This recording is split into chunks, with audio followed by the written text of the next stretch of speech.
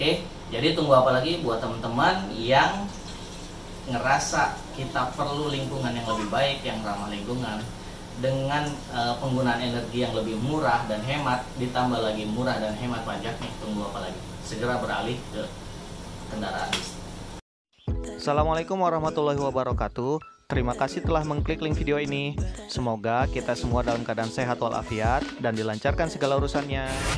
Sebelum nonton video ini, silakan subscribe dulu ya.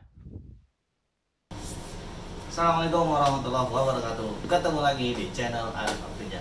Apa kabar teman-teman semua? Mudah-mudahan selalu dalam keadaan sehat walafiat dan selalu terlindung dari penularan virus corona jilid 3. Mudah-mudahan pandemi ini segera berlalu dan menjadi endemi, dan kita semua bisa beraktivitas normal dan ekonomi juga menggeliat. Oke, di kesempatan kali ini, karena kita udah ada di hadapan Isigo 5 merah gue ini, jadi tidak lain dan tidak bukan, kita akan tetap membahas tentang SIM motor listrik yang lagi kita bahas terus-terusan. Tapi sebelum itu, nggak ada salahnya teman-teman yang masih penasaran tentang motor listrik Isigo 5 ini bisa tonton preview spesifikasi dari motor listrik ini. Linknya bisa kalian tonton ada di sini ya.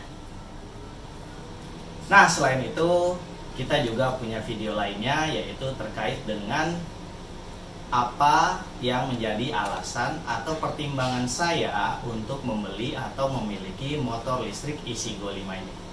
Nah, kalau mau tahu alasannya apa aja, pertimbangannya apa aja, bisa ditonton di video berikut ini. Oke, langsung aja. Di kesempatan kali ini kita mau membahas tentang hal yang baru nih. Kalau teman-teman lihat ya, di tampilan Isigo saya yang terbaru ini sudah ada plat nomor dengan warna biru di bawahnya. Artinya motor Isigo saya sudah siap melantai, bukan melantai apa ya? Sudah siap turun ke jalan melanglang buana di sudut-sudut ibu kota. Oke, kita akan membahas lebih lanjut tentang bagaimana legalitas dan plat nomor untuk motor listrik kali ini, karena kita sedang ada di segmen Intip, informasi dan tip. Check it out.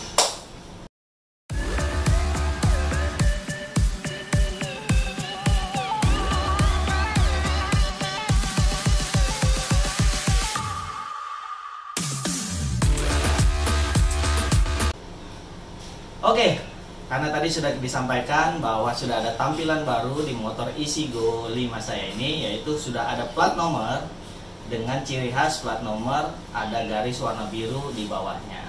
Nah, pada umumnya plat nomor biasanya itu full hitam. Nah, kalau ini ada garis biru di bawahnya, menandakan bahwa motor ini adalah motor listrik. Jadi, semua motor listrik atau kendaraan listrik yang memiliki legalitas atau alias surat-suratnya diurus ke Samsat, ke pihak kepolisian, maka plat nomornya ada bertanda garis biru di bawahnya. Oke, itu dia. Nah, sekarang terkait bagaimana sih legalitasnya, apa aja yang didapat kalau kita beli Isigo 5 ini. Sebagai informasi, saya beli Isigo 5 ini di harga 15.900.000 dengan posisi on the road, alias kita sudah terima beres, dapat surat-suratnya, semua lengkap. Tapi kalau kita mau off the road itu bisa, alias nanti kita bisa ngurus sendiri. Sayangnya selisih on the road dan off the road untuk pembelian Isigo 5 ini itu hanya 1 juta teman-teman.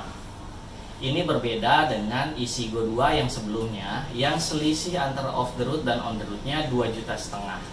Kalau selisihnya lumayan 2,5 juta, teman-teman bisa tuh mengkalkulasi sebenarnya biaya pembuatan BPKB, STNK dan lain-lainnya membutuhkan biaya berapa sih. Kalau ternyata jauh lebih murah dari 2,5 juta dan worth it, teman-teman bisa beli tuh off the road saja. Tapi sayangnya kebijakan Isigo kali ini off the roadnya selisihnya hanya 1 juta. Padahal ketika saya diinformasikan terkait dengan surat-surat, pihak Isigo memberikan sebuah kwitansi pengurusan surat-surat ke salah satu biro jasa yang biayanya sebesar 2,5 juta. Artinya ini sebagai sebuah strategi saja dari pihak Isigo supaya semua pembeli itu belinya langsung bundling dengan on the road yang sudah termasuk surat-surat.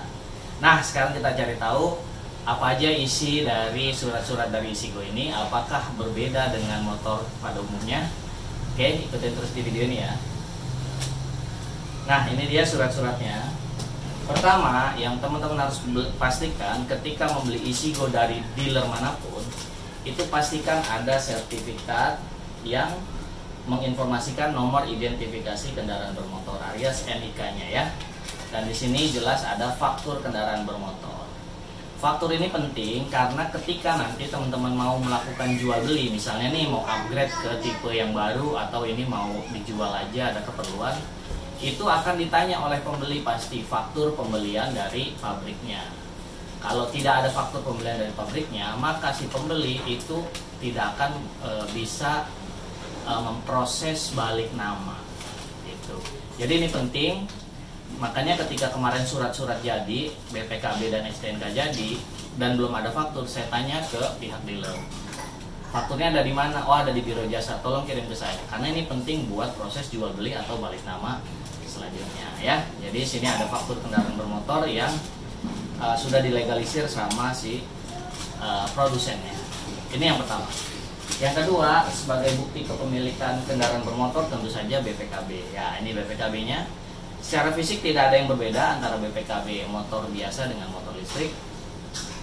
Yang isinya sama, detail-detailnya itu. Yang berbeda hanya di sini nih teman-teman, di isi silinder atau daya listrik. Nah, kalau isi silinder biasanya kita ditulis berapa cc dan sebagainya. Di sini ditulisnya daya listrik, yaitu sesuai dengan kapasitas mesin kita. Nah, kebetulan Isigo 5 ini punya kapasitas mesinnya 1000 watt, jadi di surat-surat BPKB-nya tertulis 1000 watt. Oke. Lain-lainnya sama, nggak ada yang berbeda gitu. Jadi ini sama seperti motor biasa. Nah, tibalah di STNK. Apa yang berbeda nih di STNK ya? Biasanya orang-orang nanya itu terkait biaya kalau di STNK. Karena di STNK ada detail biaya di belakang sini ya. Jadi sebelum itu saya lihat dulu identitas si motor Isigo 5 ini di STNK ada yang berbeda apa enggak? Untuk nomornya secara umum nggak ada yang berbeda ya. Jadi untuk area Jabodetabek yaitu depannya B karena saya domisili KTP-nya masih di Bekasi, jadi plat nomornya belakangnya K, dimulainya dengan huruf K. Jadi sama dengan kendaraan bermotor lain. Cuma kebetulan dapat nomornya cantik aja, B5003 KWA. Oke, merek, tipe dan sebagainya, tahun pembuatan. Nah di sini ditulisnya isi silinder sama dengan BPKB. Sekarang saat ini isi silinder di data STNK itu ada isi silinder dan atau daya listriknya sama, isinya 1000 watt. Motor listrik juga punya nomor rangka dan nomor mesin sebagai identitasnya. Jadi semuanya sama. Nah sekarang tiba hal yang ditunggu teman-teman sebenarnya. Berapa sih biaya untuk motor listrik Isigo ini? Baik itu biaya segala macam surat-suratnya termasuk pajaknya. Ya, nanti bisa dikomparasi sama motor biasa teman-teman semua. Saya bacain ya. BBNKB-nya ini hanya 27.500 ya. Hanya 27.500. Nah, ini yang ditunggu-tunggu nih. Ini pajak tiap tahun yang dibayarnya, PKB. PKB-nya hanya 30.300. Sebenarnya ini bisa lebih murah lagi teman-teman. Kenapa? Karena saya kena pajak progresif karena ini motor kepemilikan saya dengan ini yang ketiga, karena 2 motor saya sebelumnya itu sudah diserahkan ke keponakan tapi mereka masih belum balik nama tapi masih nama saya. Jadi ini kena progresif aja bayarnya hanya 30.300. Mungkin kalau nggak kena progresif di kisaran 25 ribuan kali ya. Gitu. Bahkan ada, saya pernah ditunjukkan biaya pajak di Denpasar, pemiliknya di Denpasar hanya 19.000. Oke, SWDK-LLJ itu 35.000. Biaya penerbitan STNK-nya cuma 100.000 dan penerbitan TNKB itu 60.000. Jadi jumlahnya total hanya 252.800. Ya, biaya STNK-nya hanya 250 ribuan. Kalau ditambah dengan biaya BPKB, kebetulan kemarin saya baru balik nama BPKB, itu kurang lebih 225. Jadi totalnya sebenarnya kalau teman-teman mau ngurus sendiri itu hanya sekitar paling 500 ribuan.